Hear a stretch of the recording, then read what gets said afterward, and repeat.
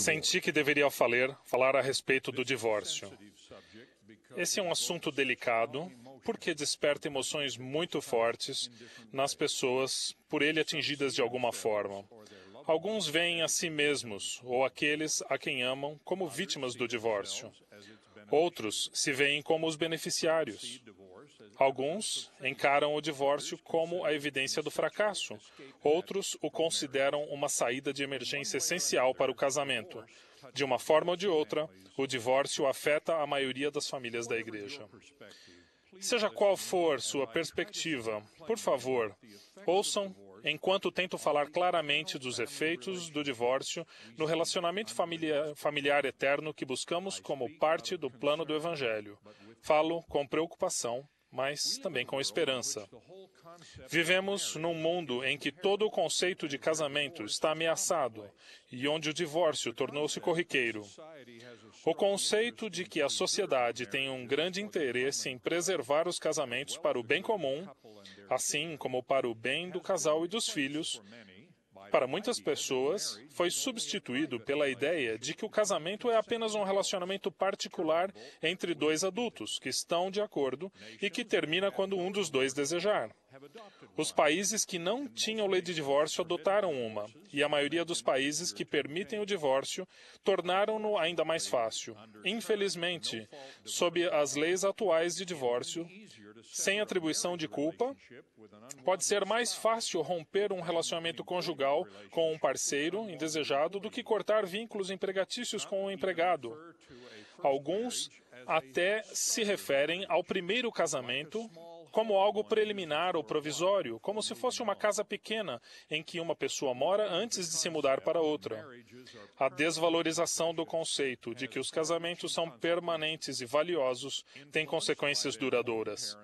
Influenciados pelo divórcio dos pais ou pela noção popular de que o casamento é uma prisão que impede a pessoa de se autorrealizar, alguns jovens fogem do casamento. Muitos que se casam sem total comprometimento estão prontos para pular do barco na primeira crise séria. Em contrapartida, os profetas modernos advertem que encarar o casamento como mero contrato que pode ser feito por capricho e desfeito à primeira dificuldade é um mal digno de severa condenação, especialmente se isso causar o sofrimento de crianças. Nos tempos antigos, e isso ainda acontece em alguns países que vivem sob leis tribais, onde hoje existem membros da igreja, os homens tinham a liberdade de repudiar a esposa por qualquer motivo trivial. O Salvador rejeitou esse tipo de opressão às mulheres quando declarou: Moisés, por causa da dureza dos vossos corações, vos permitiu repudiar vossas mulheres, mas ao princípio não foi assim.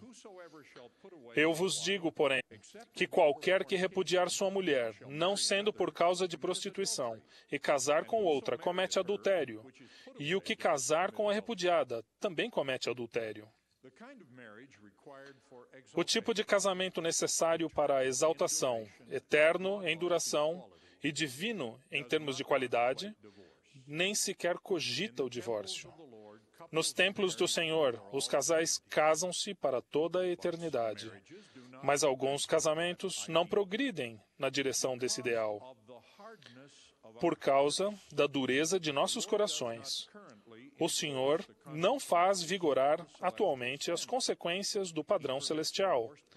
Ele permite que pessoas divorciadas se casem de novo sem a mancha da imoralidade especificada na lei maior. A menos que um membro divorciado tenha cometido transgressões sérias, pode receber uma recomendação para o templo sob os mesmos padrões de dignidade que se aplicam a outros membros. Muitas pessoas que são bons membros da igreja divorciaram-se. Dirijo-me primeiro a elas. Sabemos que muitos de vocês são vítimas inocentes, membros cujo ex-cônjuge quebrou diversas vezes convênios sagrados ou abandonou suas responsabilidades no casamento ou recusou-se a cumprir por um longo período. Os membros que passaram por esse tipo de ultraje sabem, por experiência própria, que existem coisas piores que o divórcio.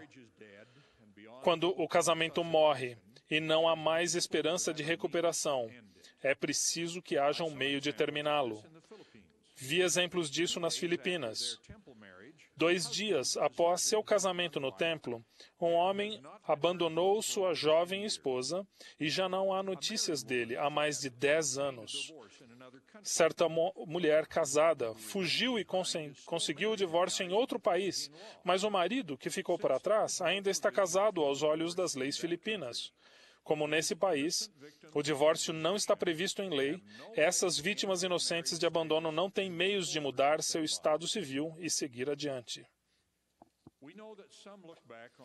Sabemos que alguns olham para trás, para seu divórcio, e lamentam a culpa que tiveram, seja ela parcial ou quase total na separação.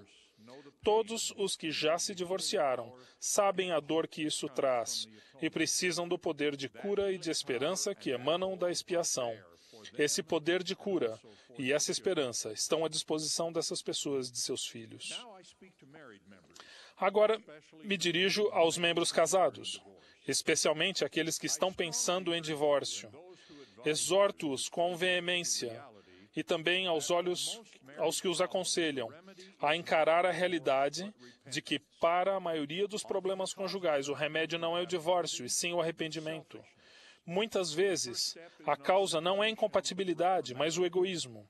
O primeiro passo não é a separação, mas a mudança. O divórcio não é a solução para tudo e muitas vezes causa sofrimento duradouro.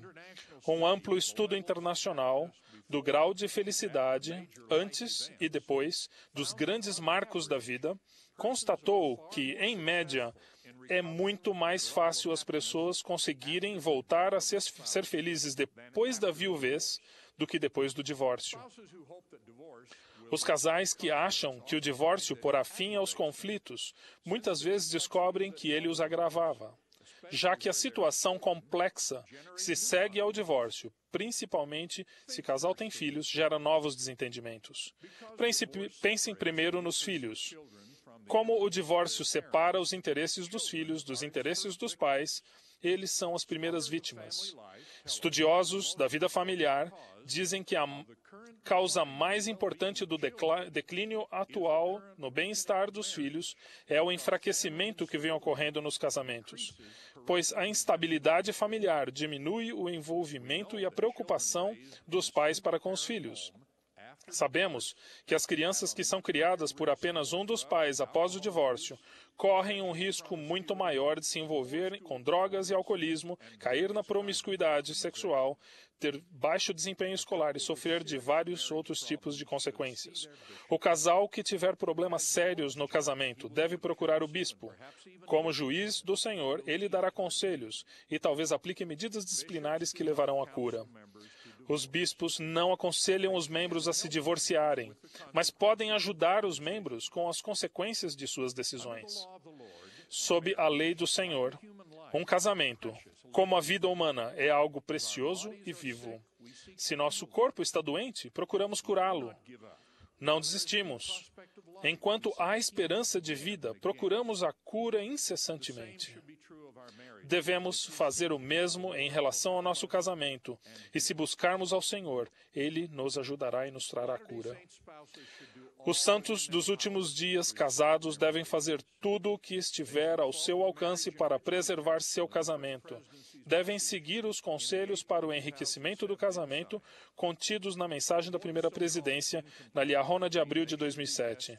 Para evitar a tal incompatibilidade, marido e mulher devem ser o melhor amigo um do outro, ser bondosos e atenciosos, sensíveis às necessidades do companheiro, sempre buscando fazer o outro feliz. Devem ser parceiros nas finanças da família, trabalhando juntos para ajustar seus desejos por coisas materiais. É claro que pode haver momentos em que um dos cônjuges falha e o outro fica magoado e sofre. Quando isso acontecer, o cônjuge ofendido não deve pesar na balança apenas a decepção atual, mas também as coisas boas do passado e as perspectivas mais promissoras do futuro. Não guardem mágoas passadas, nem voltem sempre a remoê-las. No relacionamento conjugal tornar-se cada vez mais amargo é destrutivo, perdoar é divino. Implorem a orientação do Espírito do Senhor para perdoar as ofensas, como o presidente Fausto nos ensinou tão belamente. Se vocês já estão chegando ao ponto de um casamento de aparências, peço que deem as mãos, ajoelhem-se juntos e implorem fervorosamente por ajuda e pelo poder de cura da expiação. Suas súplicas humildes, feitas em conjunto, vão aproximá-los do Senhor, além de ajudá-los na difícil jornada de volta à harmonia conjugal. Pensem nessas observações de um sábio bispo com larga experiência em aconselhar membros com problemas conjugais. Falando daqueles que acabaram por divorciar-se, ele disse, aspas, todos, sem exceção, casais ou indivíduos, disseram que reconheciam que o divórcio não era uma coisa boa, mas insistiam que o caso deles era diferente. Todos, sem exceção, concentraram-se no erro do cônjuge e atribuíram pouca responsabilidade a si mesmos. Não havia mais comunicação. Todos, sem exceção, olhavam para trás e não estavam dispostos a esquecer o comportamento que o cônjuge teve no passado e seguir avante. Alguns casos envolviam pecados graves, mas o mais frequente era terem deixado de amar um ao outro. Ele não satisfaz mais as minhas necessidades, ou ela mudou.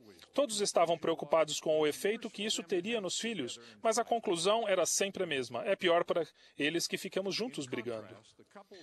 Por outro lado, os casais que seguiram o conselho do bispo e permaneceram juntos tornaram seu casamento ainda mais sólido. Isso começou com um compromisso mútuo de guardar os mandamentos, permanecer ativos na igreja, ler as Escrituras e trabalhar em suas próprias falhas. Eles reconheceram a importância e o poder da expiação para seu cônjuge e para si mesmos.